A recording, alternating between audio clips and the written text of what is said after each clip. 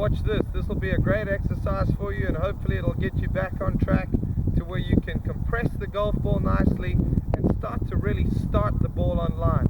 I think one thing that's important to understand is what is the physics that goes into causing shots that tend to block or push off to the right for a right-hander, or ones that can start actually at the target and tend to curve well to the left of it.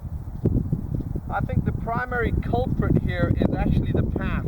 The path gets coming to a point where the club head is actually coming from underneath the plane, traveling a little too far from in to out, and our response, our reaction to that, sensing that the energy we're creating is actually pushing off to right field, is now to try and help out by flipping the hands, closing the club face, and trying to get the ball to curve back to the target.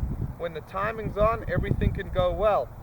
Don't play too well, because that raises your anxiety level and makes it that much more difficult to time. So I'm sure if you've struggled with blocks and hooks, you have a good 7, 11, 12 hole run and then the wheels come off. Try this. What I've got here, I've got an alignment string that I've put down, pointed straight at my target.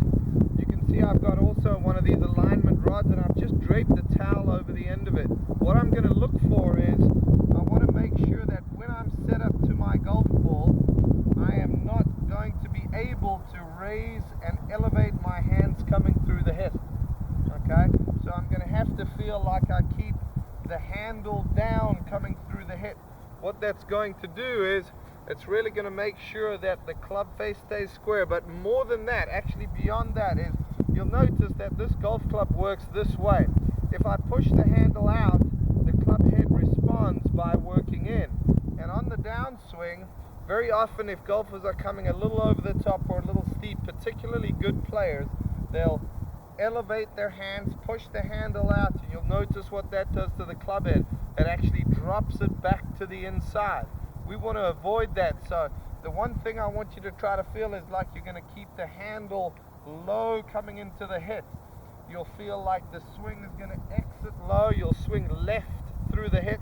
Another element we can add to this drill is I've got an additional towel. I've just folded it up here, really in the shape of a brick. And I'm just going to lay it down slightly inside and behind my golf ball, so that should I get into this position where I elevate my hands and drop the club head to the inside, I'm going to get a little instant feedback there. So I've really got two things working against raising the hands and dropping the club head to the inside.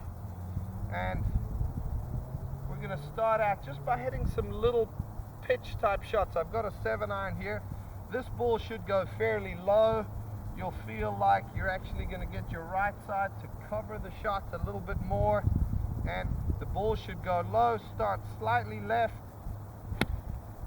and have just a yard or two of fade on it. Something like that. Okay? Keep in mind the physics required to hit those blocks and hooks. The path is approaching the ball from the inside, and the difference between the two shots, a push and a hook, is merely the timing of the hand flip through the hit. We want to take away the need, the requirement for those hands to work through the hit. We want to keep the face as square as possible for a long time going through impact, and the way to do it is actually get this club head on path. The way we're going to do that is get the handle down and in. That'll get the club head tracking down the line through impact. I hope this helps. If you have any questions, feel free to give me a call, drop me an email. All the best.